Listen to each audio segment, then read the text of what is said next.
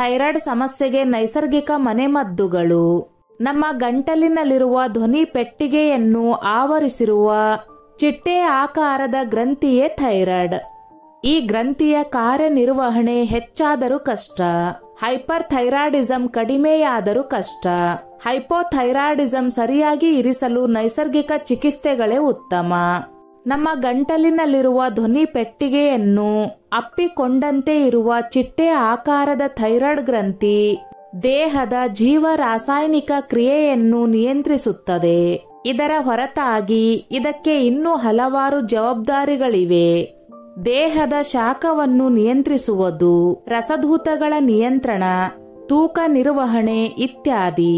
ಈ ಗ್ರಂಥಿಯ ಕಾರ್ಯನಿರ್ವಹಣೆಯಲ್ಲಿ ಏರುಪೇರಾದರೆ ಇದು ಆರೋಗ್ಯದ ಮೇಲೆ ಅಪಾರ ಪ್ರಭಾವ ಬೀರುತ್ತದೆ. ಇದರ ಕಾರ್ಯನಿರ್ವಹಣೆ ಹೆಚ್ಚಾದರೆ ಹೈಪರ್ ಥೈರಾಯ್ಡಿಸಂ ಕೆಲವು ಬಗೆಯ ತೊಂದರೆಗಳು ಕಾಣಿಸಿಕೊಳ್ಳುತ್ತವೆ. ಕಡಿಮೆಯಾದರೆ ಹೈಪೋಥೈರಾಯ್ಡಿಸಂ ಬೇರೆಯ ಬಗೆಯ ತೊಂದರೆಗಳು ಕಾಣಿಸಿಕೊಳ್ಳುತ್ತವೆ.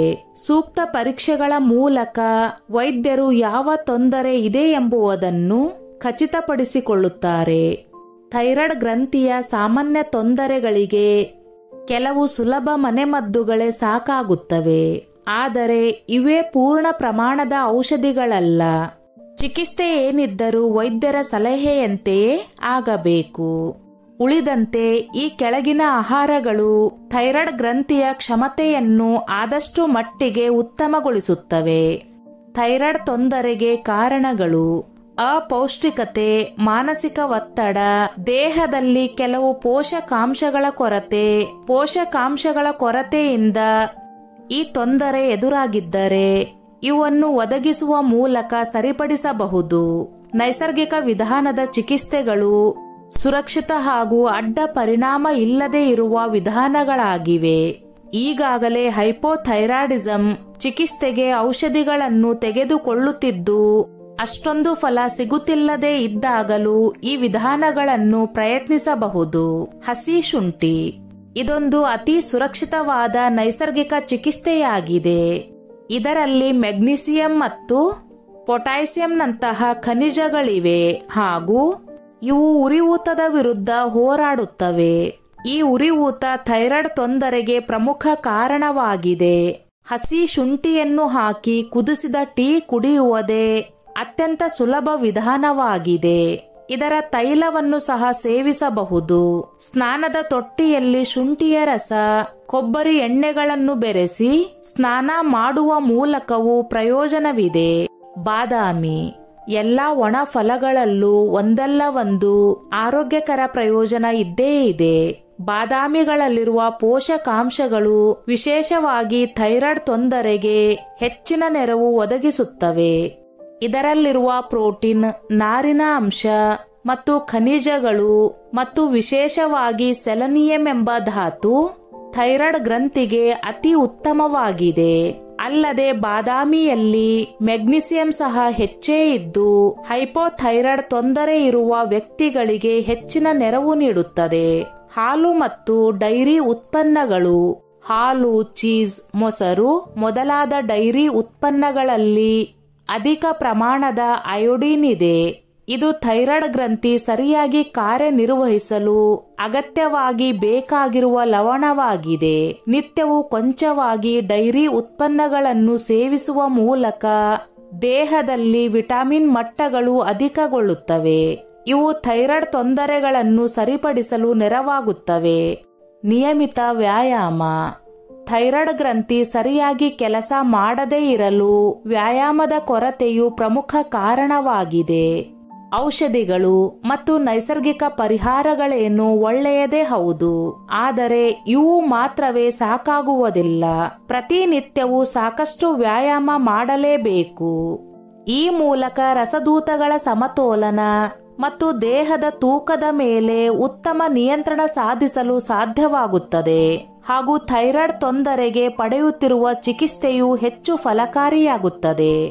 ಸಮತೋಲಿತ ಆಹಾರ ಸೇವನೆ: ಸಮತೋಲಿತ ಆಹಾರವನ್ನು ಸೇವಿಸುವ ಮತ್ತು ನಿಯಮಿತವಾಗಿ ವ್ಯಾಯಾಮ ಮಾಡುವುದರ ಮೂಲಕ ಥೈರಾಯ್ಡ್ ತೊಂದರೆಗಳನ್ನು ಸುಲಭವಾಗಿ ನಿರ್ವಹಿಸಬಹುದು. ಈ ಆಹಾರ ಕ್ರಮವನ್ನು ತಯಾರಿಸಲು ಮತ್ತು ಸಂಯೋಜಿಸಲು ಸರಳವಾಗಿದೆ.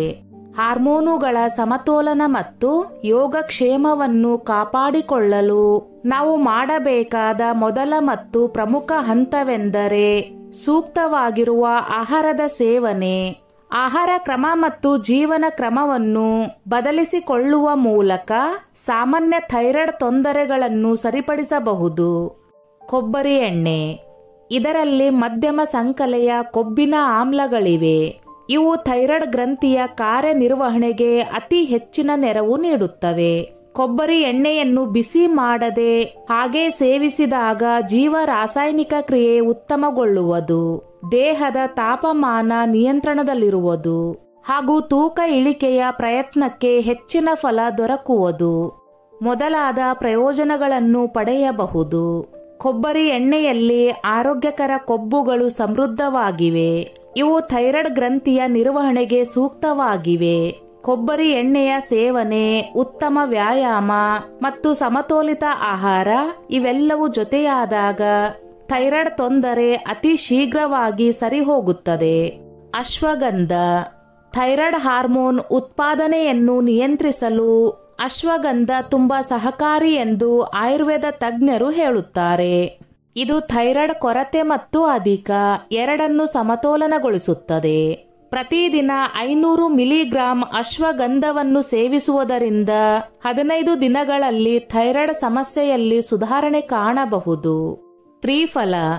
ಇದು ಜೀರ್ಣಾಂಗ ವ್ಯವಸ್ಥೆಯನ್ನು ಬಲಪಡಿಸಲು ಮತ್ತು ದೇಹದಿಂದ ವಿಷಕಾರಿ ಅಂಶಗಳನ್ನು ತೆಗೆದುಹಾಕಲು ಸಹಾಯ ಮಾಡುತ್ತದೆ. ರಾತ್ರಿ ಮಲಗುವ ಮುನ್ನ ಉಗುರು ಬೆಚ್ಚಗಿನ ನೀರಿನಿಂದ ಇದನ್ನು ಸೇವಿಸುವುದರಿಂದ ಥೈರಾಯ್ಡ್ ಗ್ರಂಥಿಯನ್ನು ನಿಯಂತ್ರಿಸಬಹುದು. ಇದು ಚಯಾಪಚಯ ಮತ್ತು ಹಾರ್ಮೋನ್ ಸಮತೋಲನವನ್ನು ಸುಧಾರಿಸುತ್ತದೆ. ಧನಿಯಾ ನೀರು. ಕೊತ್ತಂಬರಿ ಬೀಜದ ನೀರನ್ನು ಥೈರಾಯ್ಡ್ಗೆ ಅತ್ಯುತ್ತಮ ಮನೆಮದ್ದು ಎಂದು ಪರಿಗಣಿಸಲಾಗಿದೆ. ಕೊತ್ತಂಬರಿ ಬೀಜಗಳನ್ನು ರಾತ್ರಿ ನೆನೆಸಿ ಆ ನೀರನ್ನು ಬೆಳಗ್ಗೆ ಖಾಲಿ ಹೊಟ್ಟೆಯಲ್ಲಿ ಕುಡಿಯುವುದರಿಂದ ಥೈರಾಯ್ಡ್ ರೋಗ ಲಕ್ಷಣಗಳನ್ನು ಕಡಿಮೆ ಮಾಡಬಹುದು. ಇದನ್ನು 15 ದಿನಗಳ ಕಾಲ ನಿರಂತರವಾಗಿ ಮಾಡುವುದರಿಂದ ಅತ್ಯುತ್ತಮ ಫಲಿತಾಂಶವನ್ನು ಪಡೆಯುತ್ತೀರಿ. ಯೋಗ. ನಿಯಮಿತ ಯೋಗ ಮತ್ತು ಪ್ರಾಣಾಯಾಮ ಥೈರಾಯ್ಡ್ ನಿಯಂತ್ರಣದಲ್ಲಿ ಪ್ರಮುಖ ಪಾತ್ರ ವಹಿಸುತ್ತದೆ. ಸರ್ವಾಂಗಾಸನ ಮತ್ತು ಇನ್ನಿತರ ಆಸನಗಳು ಥೈರಾಯ್ಡ್ ಗ್ರಂಥಿಯ ಮೇಲೆ ನೇರ ಪರಿಣಾಮ ಬೀರುತ್ತವೆ. ಅಯೋಡಿನ್ ಭರಿತ ಆಹಾರಗಳು, ಹಸಿರು ಎಲೆಗಳ ತರಕಾರಿಗಳು ಮತ್ತು ತಾಜಾ ಹಣ್ಣುಗಳನ್ನು ಸೇವಿಸುವ ಮೂಲಕ ಥೈರಾಯ್ಡ್ ಮಟ್ಟವನ್ನು ಸಮತೋಲನಗೊಳಿಸಬಹುದು.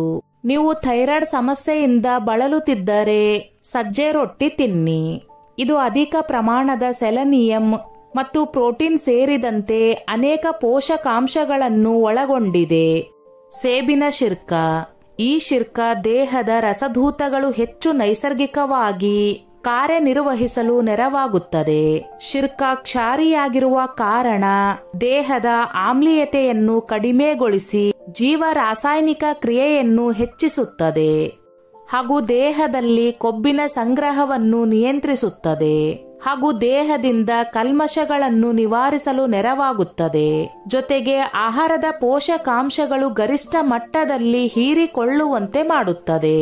ಸೇಬಿನ ಶಿರ್ಕ ಮತ್ತು ಕೊಂಚ ಜೇನನ್ನು ಬೆರೆಸಿ ಪ್ರತಿನಿತ್ಯವೂ ಬೆಳಗ್ಗೆ ಸೇವಿಸುವುದರಿಂದ ಹೆಚ್ಚಿನ ಪ್ರಯೋಜನ ಪಡೆಯಬಹುದು. ಸ್ನೇಹಿತರೆ, ಈ ನನ್ನ ಮಾಹಿತಿ ನಿಮಗೆ ಇಷ್ಟವಾಗಿದ್ದಲ್ಲಿ ದಯವಿಟ್ಟು ಶೇರ್ ಮಾಡಿ, ಲೈಕ್ ಮಾಡಿ ಮತ್ತು ಸಬ್ಸ್ಕ್ರೈಬ್ ಮಾಡಿ.